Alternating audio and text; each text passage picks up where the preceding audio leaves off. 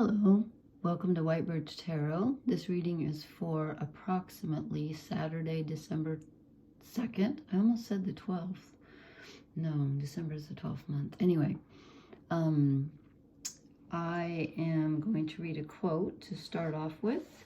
This is from the book that I was talking about. I'm going to try to show it to you, but it's too big to fit in the picture. But anyway, I like this quote, and I don't know who this person is. I should have looked them up. The name is Dorn, D-O-R-N, a one-word name. I don't know who that is. I should have looked it up. But anyway, this person said, "Out of other things thou wilt never make the one until thou hast first become one thyself." I think that's very interesting, and I think that's true.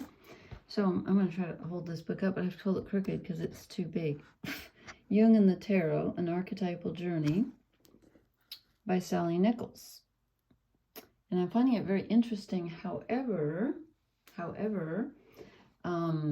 it can kind of mess you up a bit, because if you're used to looking at the cards one way and then she's got a different interpretation, you know, and also when you're reading tarot, if you, anyone out there who reads tarot, please let me know if you agree with me.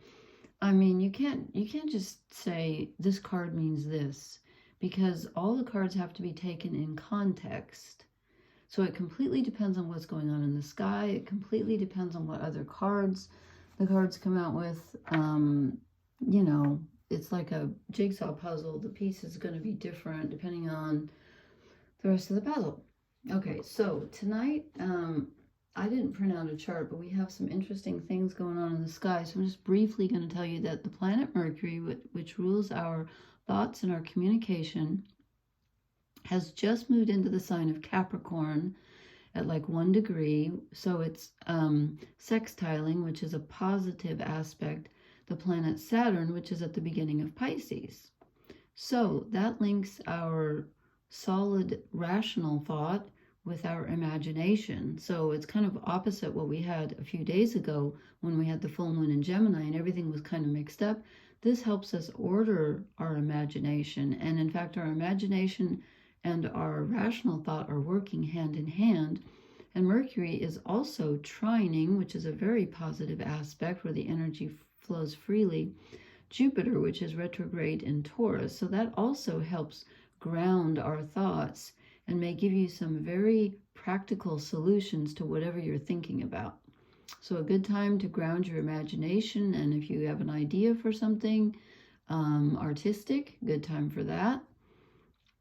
And good time for expansive thinking, to maybe think outside the box. And in fact, I'm going to do 2 readings tonight because I couldn't decide which deck to use. So I'm going to do a quick Mercury reading, and then the next reading I'm going to use the fairy deck because we have Venus squaring Pluto. Venus is at the tail end of Libra, 28 degrees, and she rules Libra. And she's squaring, which is a kind of a difficult aspect, Pluto, the god of the underworld, who's in Capricorn at the tail end. And I can't wait until Pluto gets the heck out of there, because it's sitting right on top of my sun.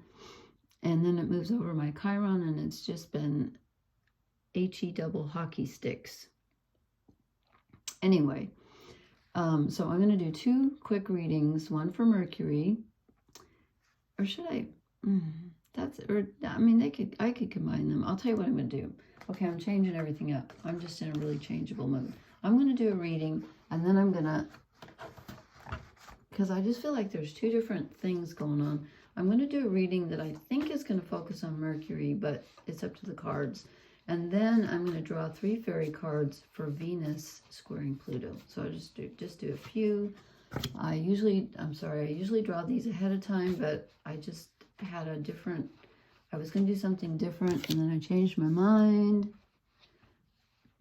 So we will see if the first one comes out. I'm just focusing on Mercury right now. Wow. Okay. Huh. Interesting. Okay. And you know, when Venus squares Pluto, well, hold on. Let me draw my last card while I'm thinking about Mercury here. Okay. When Venus squares Pluto, that can do two things. It can kind of throw a shadow on relationship energy and make it a little difficult. Okay, this one just fell off, so I'm going to call that the overall energy. No, okay, weird. Okay, maybe not. But anyway, but what it can also do is Venus is getting ready to move into Scorpio. I wrote it down 2 days from now, so like on Monday, the 4th of December. And so when she will still be squaring Pluto, basically, not exactly though. I mean, she'll be. Anyway, what I was going to say is Venus squaring Pluto, regardless of whether she's in Libra or Scorpio, can cause some shadow problems or some difficulties in relationships, but it can also give you some really deep insight into how to help someone, how to structure a relationship. Let's say you really want and need to help someone and you're not sure what to do. This can give you some intuition on how to fix a relationship, you know, how to help someone, how to actually structure things so that they're stable and you can maybe, you know, stabilize a relationship. Okay, so this one I'm doing, you know what, this is for both. I'll just do for both Venus and Mercury, and then I'll draw some fairy cards to clarify. So anyway, we get 2 major arcana out of 4. I only drew 4 cards. We start out with the Wheel of Fortune, which we got last time, if you will remember. I have a necklace with that pattern. I think it's called no, that's the Triquestra. Well, I don't know. Anyway, it's Celtic. I think it's beautiful. This is Ariane Rod. I think it's pronounced Ariane Rod. So we get the Wheel of Fortune. Things are changing. So if you feel like things have been kind of crummy lately, hold on. They're going to get better. And I feel like this is a really positive move forward because I think things have been very difficult lately. And it's in the upright. So, you know, these cards always come out in the upright. Oh, well, anyway. And then we get the 7 of Wands. Now, here's some of our defensive energy. This could be that Venus squaring Pluto where we feel like we have to stand up for ourselves. This is about boundaries. And someone may be, this, you know, in the other deck, this is the guy sneaking off with, no, that's the swords. No, it isn't. Never mind. It's always the defensive card. I'm sorry, I'm goofy tonight. This is drawing your boundary and not letting people take advantage of you and standing up for yourself, which you may need to do with this Venus square Pluto. And then we get another major arcana, the Fool. So this is, I feel like this could be Mercury trining Jupiter here, where we have expansion and, you know, like thinking outside the box and starting something new, and the world is our oyster, and whatever you can imagine, you can accomplish. This is also, you notice in this card, he's jumping a ravine. So he's going from one side to the other. He's moving forward. And this is the beginning of a journey. And I like that we get that with the Wheel of Fortune because this can be starting over too. It's like, you know, the wheel is down and then whoops, it's turned up. And here we go. A whole new cycle starts. So you're asked to defend your boundaries, but you're taking off on a new adventure. And then we get the 2 of Pentacles. So it's juggling. And remember last time I posted, I said, don't make a decision because we had that full moon in Gemini and it was opposite the Sun and Mars and in Sagittarius. And I said, you're not going to know intuition from, you know, I almost said from a hole in the ground. That doesn't make sense. You're going to get confused between logic and intuition. I think our thinking is more grounded right now. So this is more of a time. I love how he's got a fox's tail. This is a better time to make a decision. You're weighing some options here, but this is a good time to be weighing your options.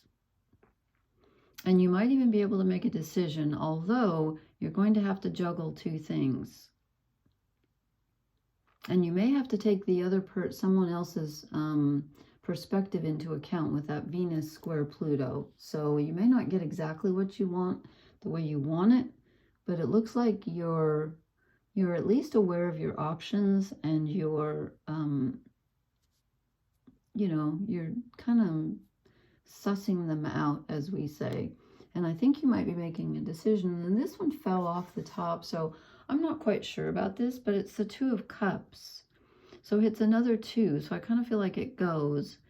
And this is also balancing emotional energy. And again, this can be within yourself, balancing your masculine and feminine, or it could be a relationship with Venus starting to square Pluto.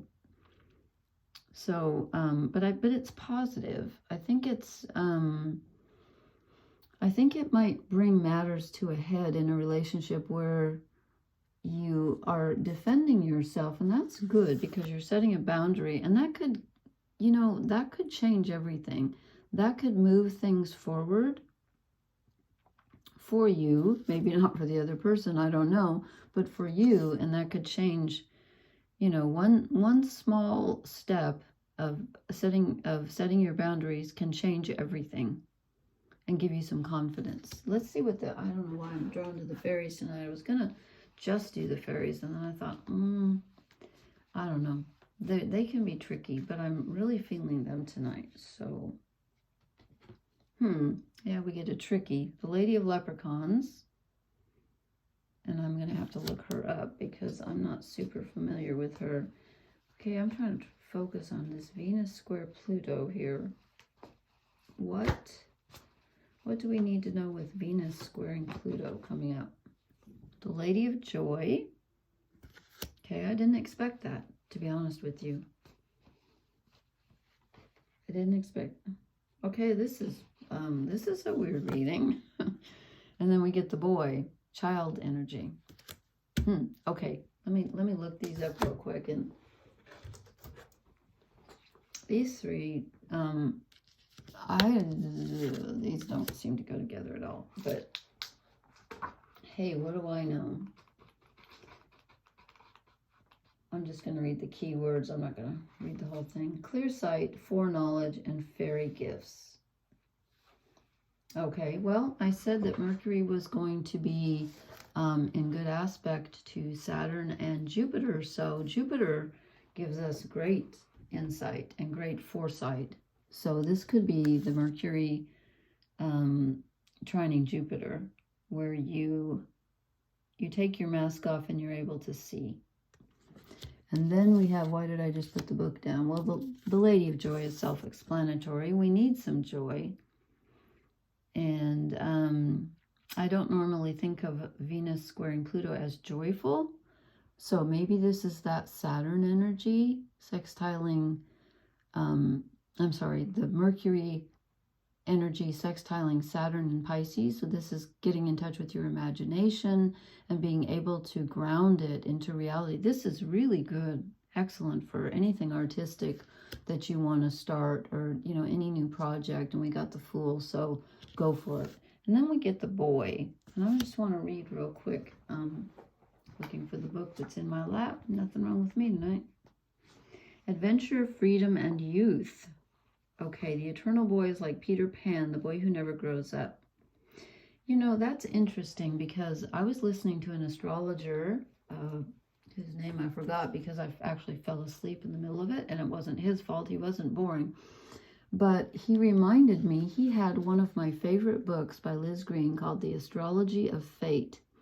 If you can get your hands on that book, if you're interested in astrology, her description of each sun sign, and again, it could be your moon sign, your rising sign, you know, whatever, but each zodiac sign, her description of each of the signs is the best I have ever read in my life. Again, it's called The Astrology of Fate by Liz Green, and there's an E on the end of green. And in there, I'm thinking this is Capricorn energy because he's like Peter Pan. And you're probably thinking Capricorn isn't Peter Pan, but actually Capricorn is Peter Pan. And I was reminded of that when the gentleman was speaking tonight, because in Liz Green's book, when she talks about Capricorn energy, it's completely opposite from what everything you've heard about Capricorn. It's that it's not like, you know, the lust for power, and they always talk about ambition and power and, you know, structure and stability.